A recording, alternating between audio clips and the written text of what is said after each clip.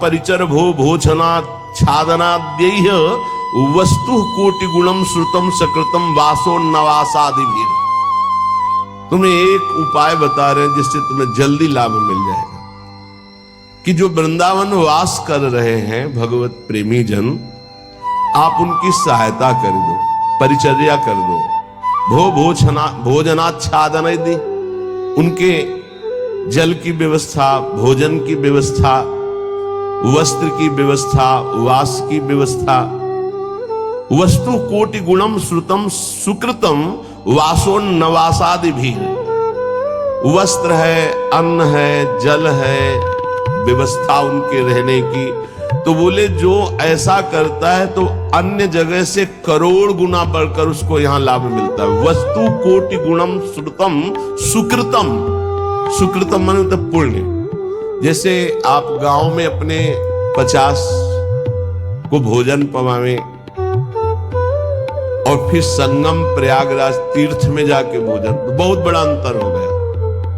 फिर काशीपुरी में, द्वारिकापुरी में, अयोध्यापुरी में, मथुरापुरी में, कांचीपुरी में, अवंतिकापुरी में, इनमें पवाएं तो उससे भी बहुत बड़ा अंतर पड़ा, बड़ा लाभ मिलेगा।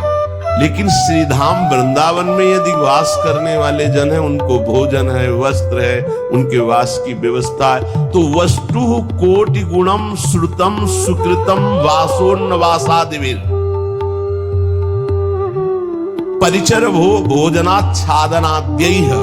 उनकी परिचर्या, उनकी सेवा, भोजन है, जल है, वस्त्र है, आदि आदि जो उनकी वास में सुविधा देता है, बोले करोड़ गुना उसको लाभ हम प्राप्त होता है। वस्तु कोटि गुणम, 1 रुपया का करोड़ रुपया। ये किसको? जो अपनी वस्तु दान करता है। दूसरी बात, जो ये मान के कि प्रिया प्रीतम प्रभु की दी हुई वस्तु प्रभु के जनों में लग रही, तो उसे भगवत प्रेम प्राप्त होता है। उसकी नाम में रुचि हो जाएगी, उसकी प्रिया प्रीतम के ध्यान में रुचि हो जाएगी, उसकी भगवत चर्चा सुनने में रुचि हो जाएगी। वस्तु वही दी, फल 2 हो गए। एक हो गया प्राकृतिक फल, 1 रुपए का 1 करोड़ वापस मिलेगा, और एक हो गया कि वही वस्तु दी और भगवत प्रेम मिलेगा। नाम में प्रीति, धाम में प्रीति, लीला में प्रीति, प्रिया प्रीतम में प्रीति। पर एक अपना मान करके अर्पित करता है कि ये मेरी संपत्ति मैं दान कर रहा हूं, तो उसे करोड़ गुना बढ़कर मिलेगा। और एक तो दियम वस्तु गोविंदम तुभ्यमेव समर्पये, हे प्रभु आपकी दी वस्तु आपको समर्पित कर रहा हूं। इससे उसे भगवत आराधना में रुचि प्रकट हो जाएगी, जो अत्यंत दुर्लभ बात है। यदि वो वृंदावन वास नहीं करता और वो वृंदावन वास की व्यवस्था करता है, वृंदावन वासियों की जो विरक्त भाव से वास कर रहे हैं, जिनके जीवन का उद्देश्य प्रिया प्रीतम है, उनके वास की व्यवस्था में कुछ सहयोग करता है, तो बोले तीर्थे वासी तुम स्वयं ही तरति द्वौ सा यत् तारयेत। उसको डबल लाभ मिलता है। क्या? वो स्वयं तरता है, अपने परिवार को भी तार देता है। वृंदावन वास नहीं हो पा रहा तो भी उसे वास करने वाले से बढ़कर लाभ मिल रहा है, क्योंकि वास करने वालों की व्यवस्था कर रहा है वो। पर देखो, 2 प्रकार का लाभ होता है। एक होता है लौकिक लाभ, एक होता है पारलौकिक लाभ। यदि आपने पारलौकिक लाभ का संकल्प करके संतों की सेवा शुरू की है, तो खेल कुछ और होगा जिसे तुम पहले समझ लो। और अगर लौकिक लाभ के लिए शुरू किया है तो खेल कुछ और होगा, उसको पहले समझ लो। एक पूज्यपाद उड़िया बाबा जी के निज जन हमें 25 वर्ष पहले मिले थे। महाराष्ट्र के थे वो, बाबा से संबंध परिक्रमा में मिले। बड़ा आनंद मिला क्योंकि अपने प्राण प्रिय बाबा के जन थे। तो उन्होंने घटना सुनाई चलते चलते। पानी घाट से लेकर चामुंडा मोड़ तक चर्चा ये चली थी। तो उनका बड़ा दिव्य धाम है, यहाँ के वासियों की सेवा का बड़ा दिव्य फल है। वो प्रसंग वशात याद आ रही, सत्संग में 1-2 बार सुनाया, पकड़ पाओगे तो याद आ जाएगा। तो एक बड़े धनी मानी दिल्ली के जन थे, घटना थी, फैक्ट्रियां थी, खूब धन, अकेला लड़का सब।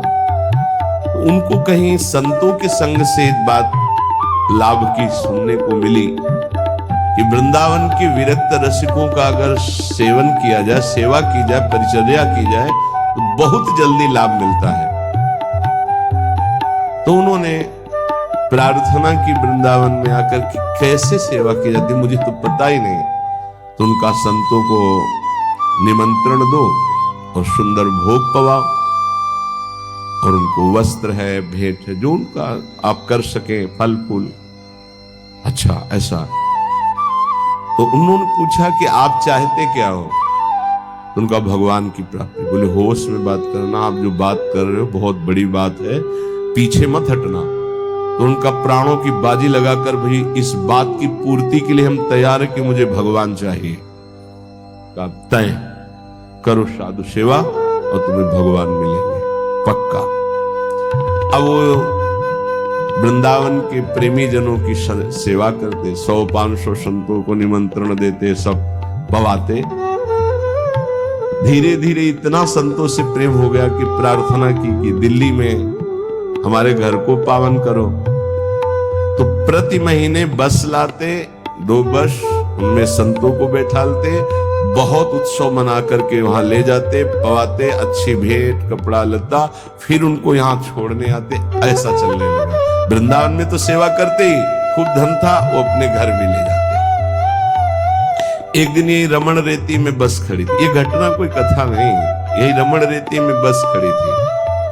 तो एक विरक्त संत जो कभी वृंदावन से बाहर ही नहीं जाते थे, कभी निमंत्रण में किसी के नहीं जाते थे, भिक्षावृत्ति से जाते, वो जाके बैठ गए।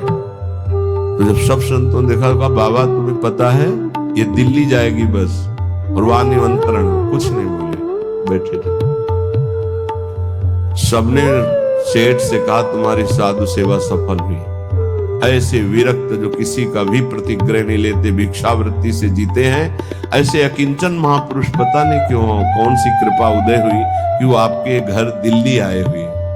वो बैठे पंगत पाए, और जब वो सामने भेंट देने आए तो बोले ये भेंट लेने नहीं आया हूं, तुझे लेने आया हूं, चल वृंदावन।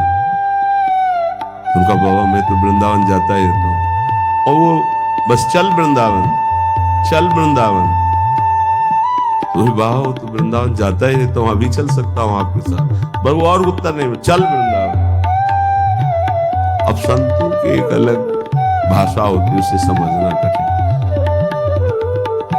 भेंट नहीं ली, चल वृंदावन। सबको भेंट दी, फिर सब बैठे, विदा हुए, आए।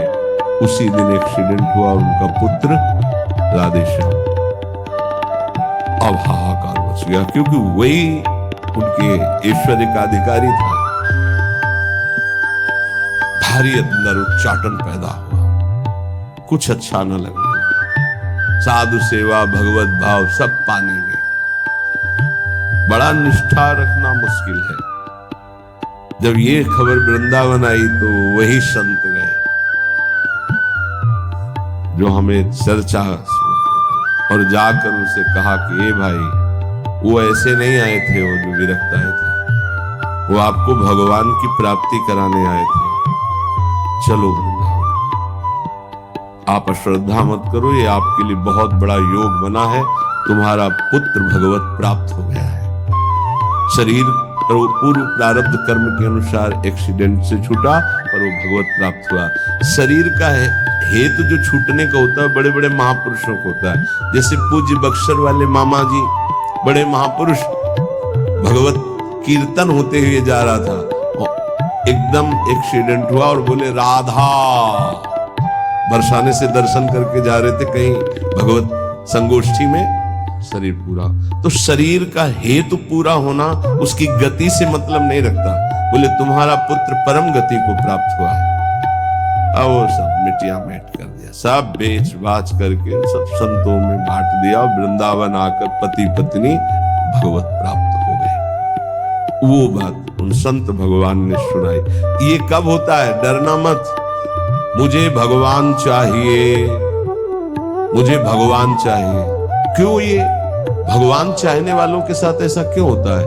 क्योंकि ये भगवान ही सब रूपों में है। वो कहते मेरे इन रूपों को तो तुम्हें पसंद, आओ मेरे सच्चिदानंद रूप में आओ। तो सबकी ममता ताग बटोरी तुम नहीं कर सकते, वो बटोर लेते, आओ मेरे सिवा रह नहीं गया कोई। ये कृपा होती है। हे युधिष्ठिर, जिस पर मैं कृपा करता हूं उसका सबसे पहले प्रियजनों से वियोग कराता हूं और धन का अपहरण कर लेता हूं, और किसी का भी किसी योग्य न रखकर, किसी काम लायक न रखकर उसे ऐसा कर देता हूं कि सिर्फ मेरा ही भरोसा, मेरा ही आश्रय। तो एक शब्द में कहा, उसका सर्वनाश कर देता हूं। आओ होली खेलो। सर्वनाश की होली खेलना हो तो श्री कृष्ण से प्यार करना। डर गए ना? डरना मत। सर्वनाश का मतलब है तुम्हारी मृत्यु का नाश, तुम्हारे काम क्रोध लोभ मोह मद मत्सर हर विकार का नाश। और सच्चिदानंद स्थिति में ऐसा नहीं है कि सबके धन का अपहरण कर ले। अम्बरीश जी चक्रवर्ती सम्राट, दशरथ जी चक्रवर्ती सम्राट, वृषभानु जी, नंद बाबा, बड़े बड़े महाभागवती हैं जिनके आंगन में भगवान घुटने के बल खेल रहे। कभी कभी भक्तों के अनेक जन्मों के संस्कार को भस्म करते हुए माया समेट लेते हैं। यही माया है, मैं और मोर तोड़ते माया। तो यहां कह रहे हैं, जो अपनी वस्तु मानकर दान करता है उसे करोड़ गुना बढ़। ये अच्छा लगता है, ये अच्छा लगता है। एक देव करोड़ भंजाओ, और दूसरा है आपकी वस्तु आपको समर्पित, वो सीधे आपको प्राप्त करेगा प्रभु को।